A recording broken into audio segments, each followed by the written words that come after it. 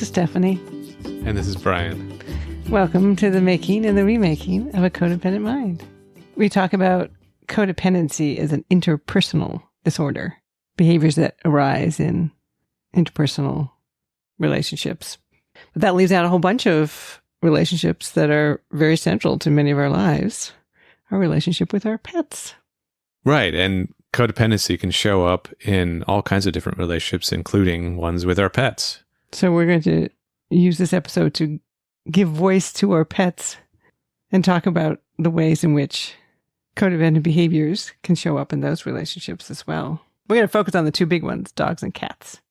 Yeah. And this is something that has come up for a while now, just because I have experience with both dogs and cats. And I thought, you know what? It seems as though maybe I was acting codependently with them just as much as I was with the humans in my life.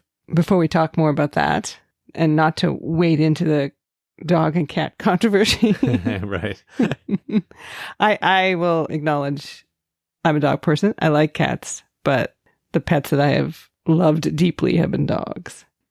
I'm kind of along the similar lines, although, I've had both, and I enjoyed my cats, but in a much more just like hands-off sort of way, which I think maybe is an experience of a lot of people.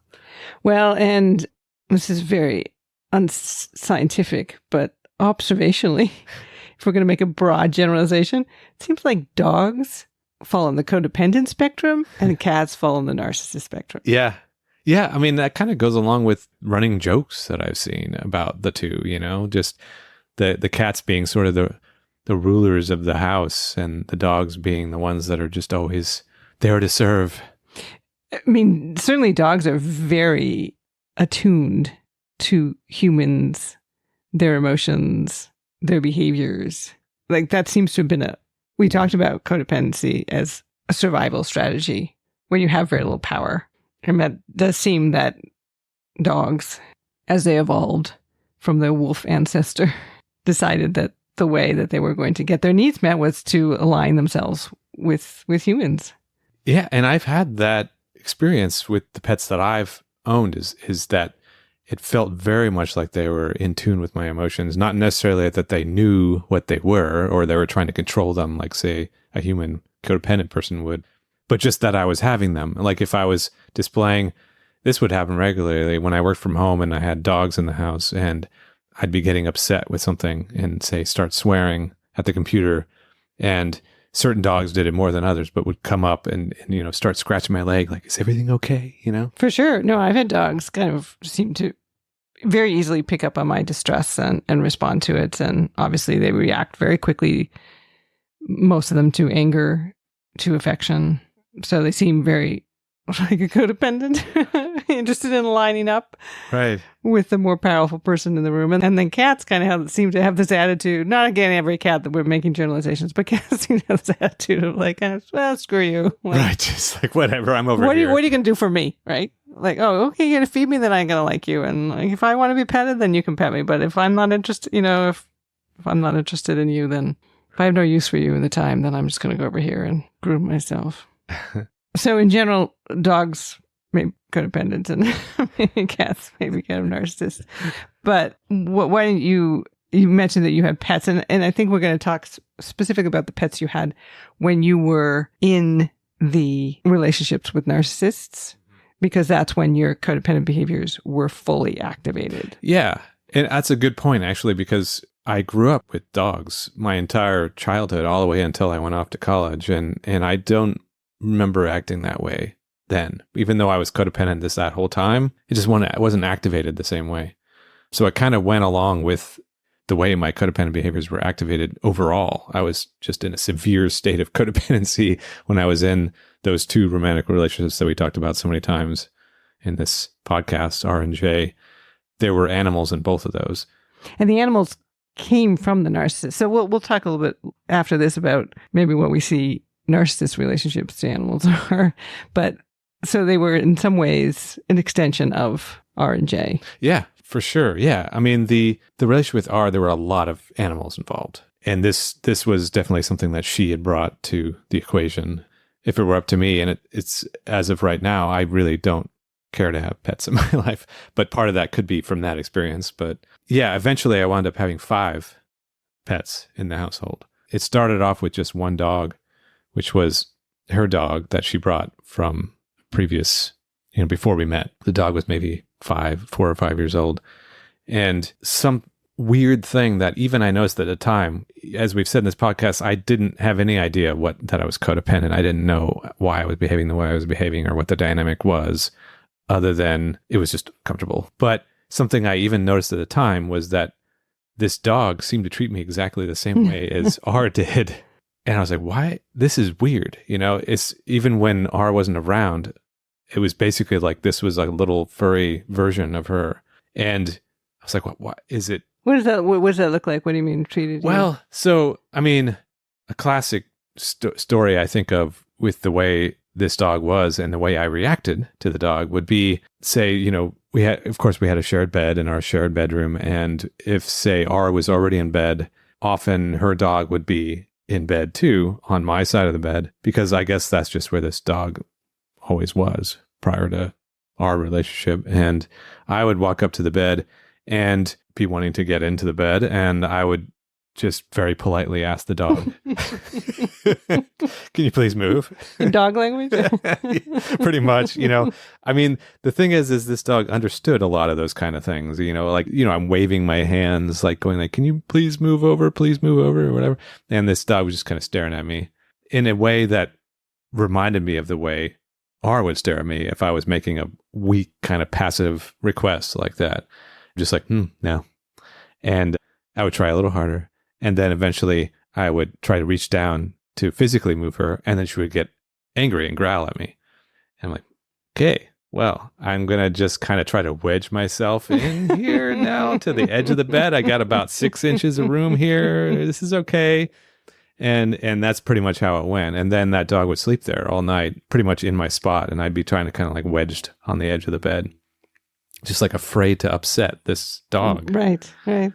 Not that I thought she would just growl at me if I, but there was something about this. Like I had to appease this dog for whatever reason. Like, well, same behaviors as with other people. Yeah, just it was. Kind of assuming that this dog in some way was more powerful than you or. Yeah, the same exact behaviors when I tried to walk this dog. The dog basically walked me. I think this happens with a lot of people. You're just like, oh, Well, but didn't this happen with all the dogs that you eventually got? So you ended up with 3 dogs and 2 cats. Yes. Yeah. So these just kept getting added one after another. I didn't want, first of all, I was perfectly fine, like I said, having no pets at all, but I inherited this dog, and then I remember R thinking, well, we need a cat to be a friend for the dog. So, all right, I guess we'll get a cat. I've never owned a cat before. That's fine. The cat had nothing to do with the dog. So I don't understand. They didn't ever interact with each other. So I don't know how they necessarily kept each other company, but now we had a dog and a cat, and the cat had to sleep in the bed also. And well, as in like, on my side of the bed, of course. They all figured out yes. Your side of the bed. And the cat would wake me up in the morning to eat me, not her. Right. Because I was the one that responded to it. Although I didn't necessarily give in and get up to feed the cat, but it knew that I was the one that was going to get up eventually. So 4:00 in the morning, this cat's pestering me to. So that's 2. And then 3 more came along. And yeah, another dog came along shortly after that. And similar thing. That dog then had to sleep on the bed also, also by my feet. So eventually there came another cat and another dog, and the same thing. They were all on the bed, on my side of the bed. And it affected my sleep. I felt as though I didn't want to roll over and crush these animals and stuff, yet I didn't feel powerful enough to do anything about this. Like say, hey, you know what? You need to sleep on the floor. Or maybe we need to put these cats out of the room and close the door or something. I just went with it. And when you're walking them, the dogs, say, for instance, same thing. They walk you. Right. Yeah. Yeah. So eventually I'm walking 3 dogs and they're walking me. Yeah.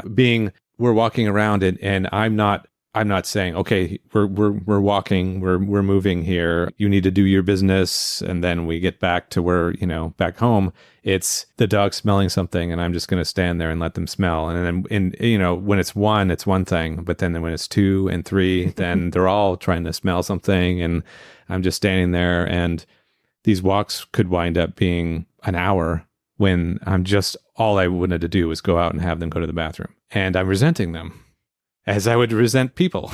Right. Even though this is obviously isn't deliberate at all. I mean, again, this is just animals, dogs being particularly good at picking up on human cues. And the cue you were giving them was like, take your time. Right. Your time more. Basically, the cue you were giving them was your time, dogs, is more valuable than my time. So if you want to spend it sniffing. Right. Do whatever you want. Yeah. But it was especially that first dog, because I would go out at the end of the night. I lived in a place where I had to walk the dog. Like there wasn't like a backyard where I could just let it out. I had to walk the dog so that it could go to the bathroom. And I got stuck with this job. So I would walk this dog and I would try to make it clear to the dog that we're out here to just go to the bathroom so I can go to bed. But no, usually these walks would wind up being half hour, 45 minutes.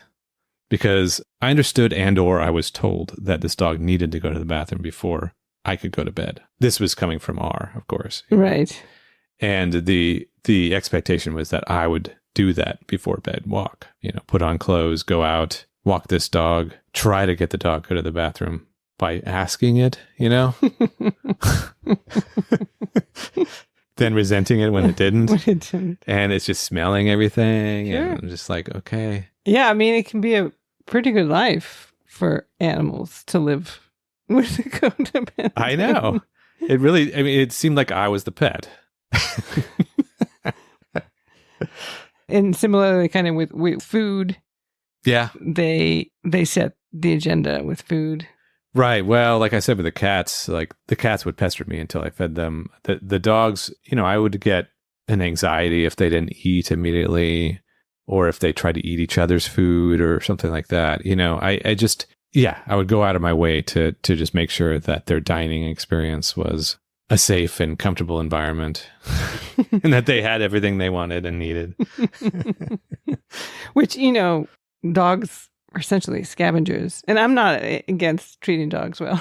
I mean, I love dogs, but I mean, they're going to eat when they're hungry. They're not going to starve themselves. Right. Yeah. I mean, this is something that I've come to learn basically from you, from pet sitting more recently after making all this progress on my codependent behaviors and you pointing that out and going, you know what? Yeah, you're right. Why? We don't have to force them to eat. Like you shouldn't have to, so you put food in front of a dog and if they don't want to eat, that probably means they're not hungry.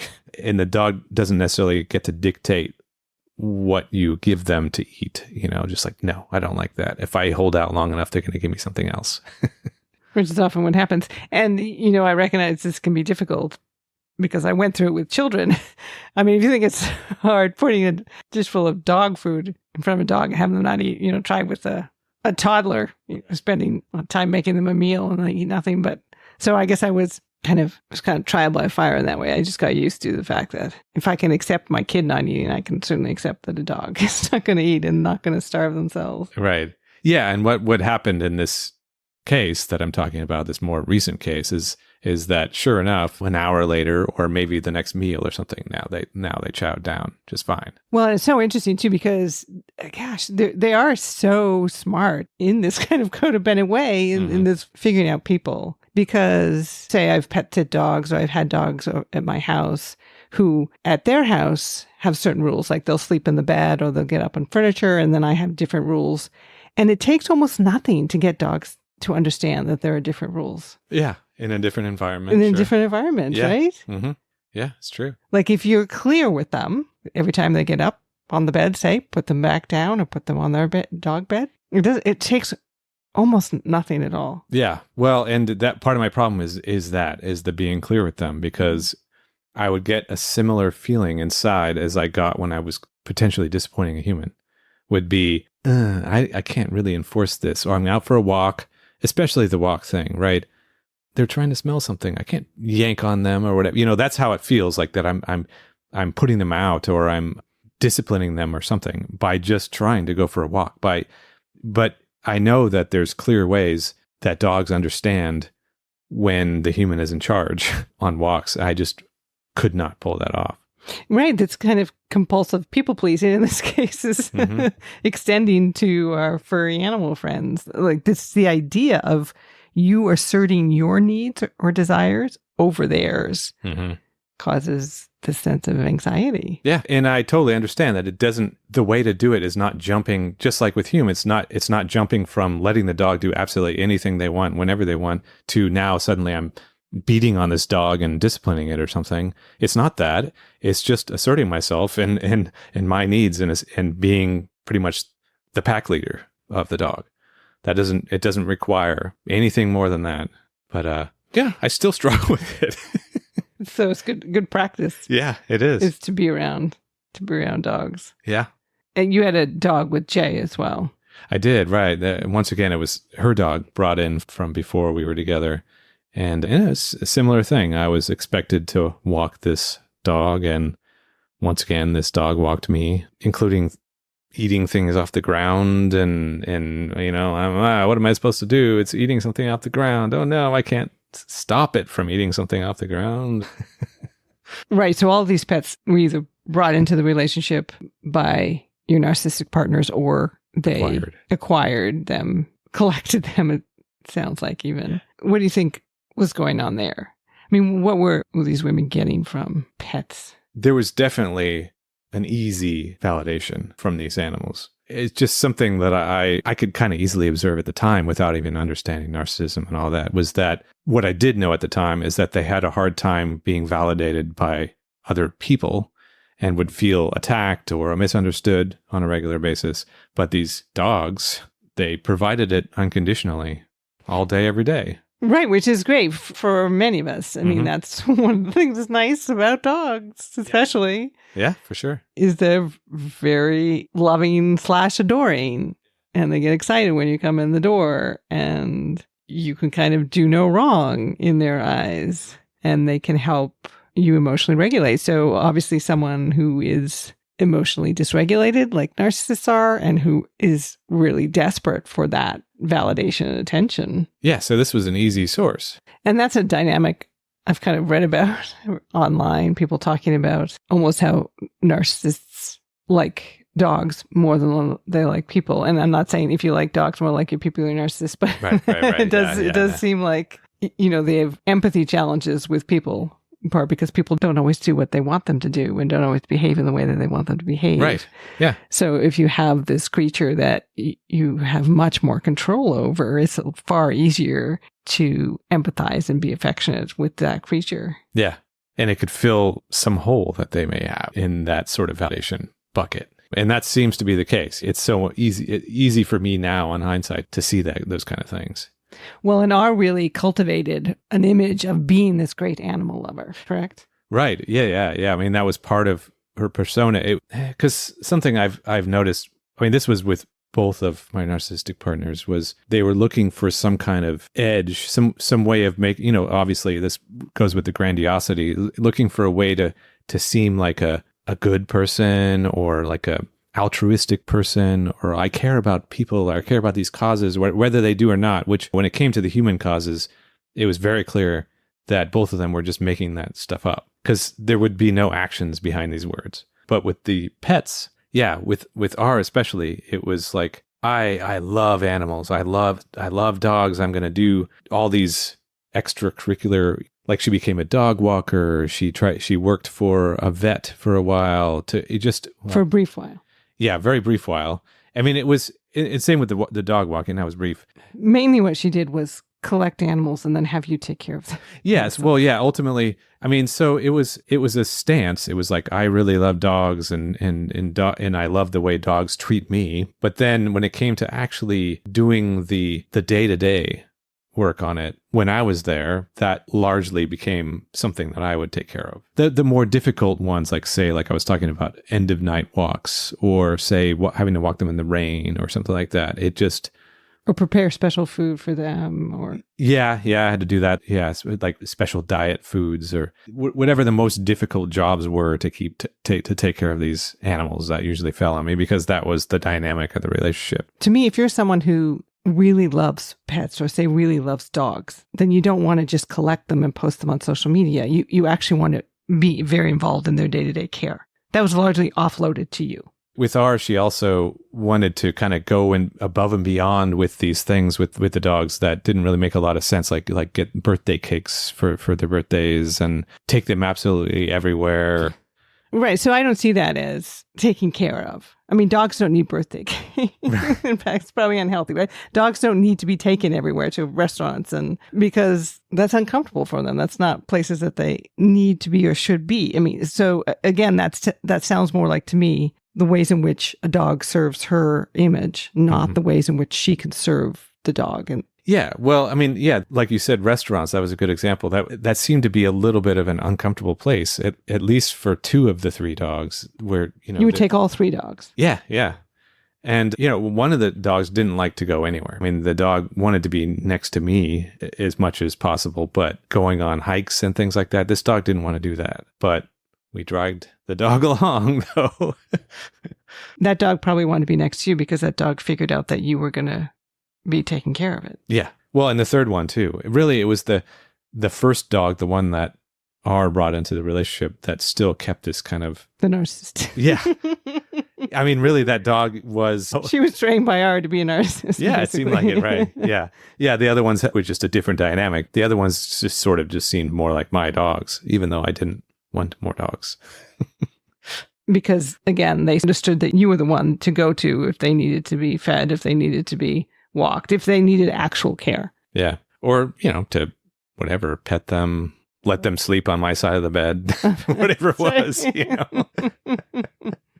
So yeah, I went way too far in that direction, obviously. What about cats? How do they play in? Well, yeah, that one's harder to pinpoint because, yeah, I mean, I obviously did things like scooped the litter box and gave the food to the cats and stuff like that. Even though, again, it was R's idea to bring cats into the relationship. Yeah. Doing all but I mean, other than that, the cats were just kind of there. There wasn't a lot of, it's not like we took the cats with us to restaurants or on hikes or... So the focus is really on the dogs. Yeah, the dogs.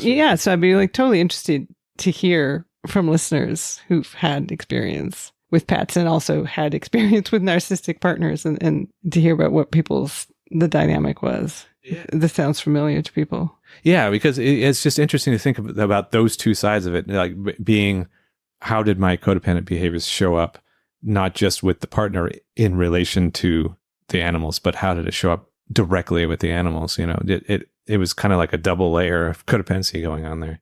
You're trying to serve both the narcissistic partner and then also the animals. And then, so the example that you just gave, like kind of hauling this dog who was basically a homebody to restaurants and up mountains on hikes and stuff, is this example again of not real caretaking. Right.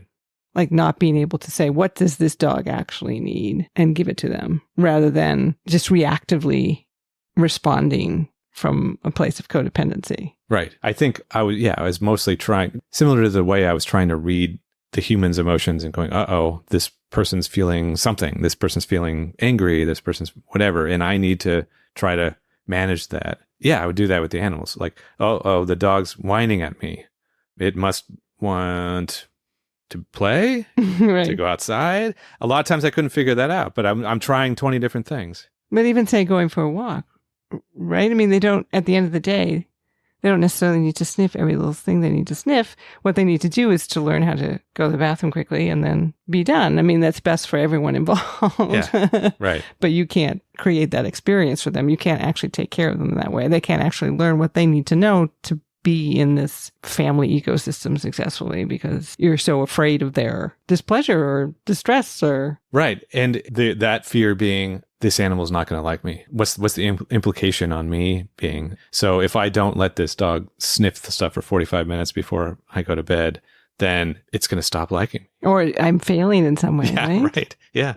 Just, again, tapping into these fear and shame that you didn't understand. And this is a whole other topic, but I always wondered how that would play out if I had children, which I never did. But right. It's something that I've spent a lot of time thinking about. Like, wow, man, I wonder if I would have behaved in a similar way, probably. In some ways, that's a scary thought. Well, not that.